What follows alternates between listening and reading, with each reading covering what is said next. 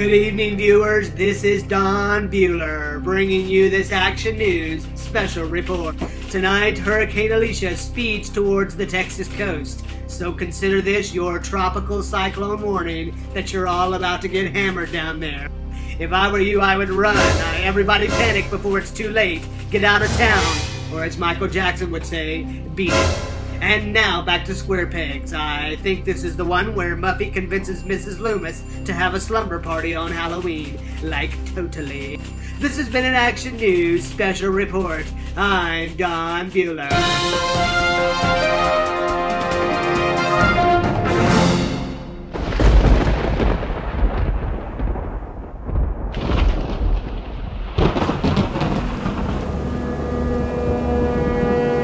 Lightning cracked through the dark, stormy sky, illuminating the dense clouds hovering above us. Heavy drops of rain and hail splattered on the windows as we nervously watched to see if the glass would crack. Our knees clanked together like the metal balls on Newton's cradle. We were standing in a small room with big windows covering two walls. Rows of rumbling thunder followed every crack of lightning, creating a haunting orchestration of sounds that rattled the aging hardwood floors and echoed down the hallways. The glass in the window panes seemed to bow in with every roll of thunder. A small gang of kids had gathered in the room, led there by my buddy Bill and I. We were the ringleaders, the two oldest in the bunch. At 12 years old, we were just 1 year away from being official teenagers, so the other children looked up to us, and we definitely took advantage of the situation. It was hurricane season in South Texas, and my father, the preacher, always opened up the church for members to take shelter if needed. Hurricane Alicia was knocking at our doors, and the weatherman predicted a tropical cyclone would bring destruction.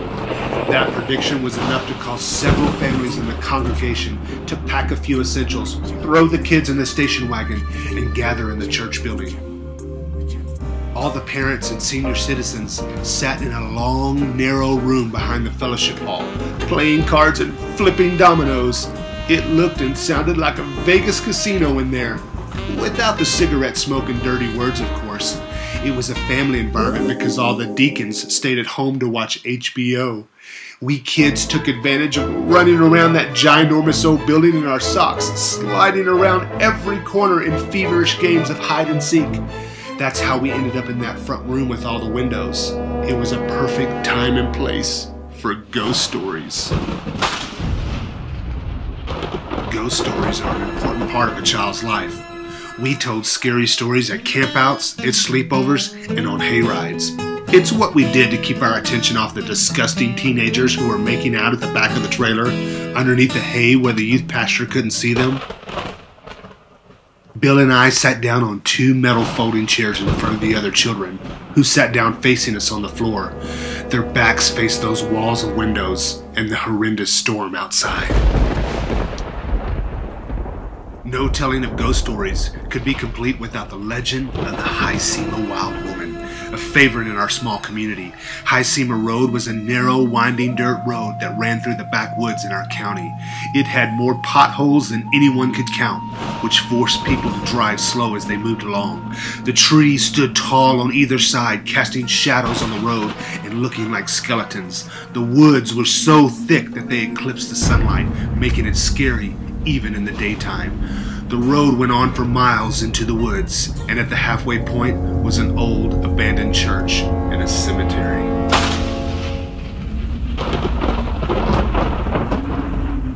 Bill and I spoke in our scariest voices, low, scratchy whispers that gave the children chills. You could tell they were getting scared as their eyes widened and they huddled closer and closer together. Meanwhile, Hurricane Alicia continued sending her bolts of lightning that flashed through the windows and her claps of thunder that rattled the walls. The wind began to blow harder as the storm got closer. Bill described the High Sema Woods in terrifying detail as I painted an eerie picture of the graveyard behind the abandoned church where the wild woman lived. There was one kid in particular who was in near tears already. Jason pushed his way into the middle of the group, and the look on his face begged us to stop telling the story. But Jason's reaction only fueled us on.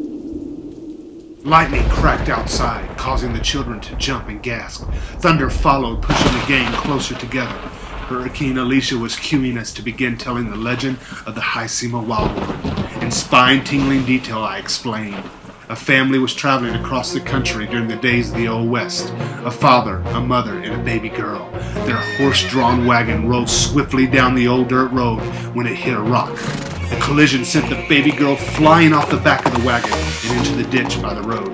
Her parents didn't notice, and the wagon faded away into the distance. I paused, and the wind outside began to howl as it whisked through the trees. Lightning flashes flickered off the falling leaves as they blew past the window. Lightning cracked again. Bill took over the story at that point. He described the little girl laid in the ditch, helpless and afraid in the gloomy fog. Days went by and her parents never returned. She was cold and starving. Then suddenly, red eyes peered at her through the trees. She heard growling as a pack of wolves stepped out of the darkness towards her.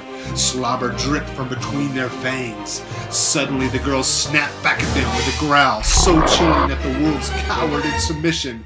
The pack of wolves took her back to their hidden den deep in the woods, where they raised her as their own. At that point, rain was battering against the windows as Hurricane Alicia rolled inland at full force. The children were completely scrunched together on the floor with their backs still towards the windows, frozen with fear from our monstrous ghost story. Lightning flashed and illuminated our faces to look like hollow skulls. I took over the storytelling again. More than a century later, and long past her death, legend holds that the wild woman still haunts High Seymour Road. Her ghost reportedly appears to victims as a horrifying skeleton of a creature with pale skin, bony fingers, a creepy hunchback, long, wiry gray hair, and nightmarish crimson eyes. The room was tense with fear, teeth chattering, knees shaking, and goosebumps on top of goosebumps. Bill and I had worked up a bone-chilling whopper of a ghost story. Then we both lifted our heads from the children on the floor in front of us to the windows behind them, and without warning, let out a blood-curdling scream as if we'd seen a ghost outside. Kids flew in every direction like popcorn in a microwave. The most dramatic reaction was from Jason, who jumped up from the middle of the group and dashed off in a mad sprint across the fellowship hall. He screamed at the top of his lungs all the way into the casino where the parents were, confessing his sins as he ran. Bill and I fell off our metal chairs in laughter. Our guts were hurting from laughing so hard, and we clutched our bellies as we rolled on the floor. That is until a real wild woman appeared in the doorway in the form of my mother. Jason stood behind her, whimpering and crying. We were in big trouble. I wouldn't say my mother looked like a horrifying skeleton of a creature that night, but my butt was probably nightmarish crimson. Thunder rolled again. Long live the High Seymour Wild Woman.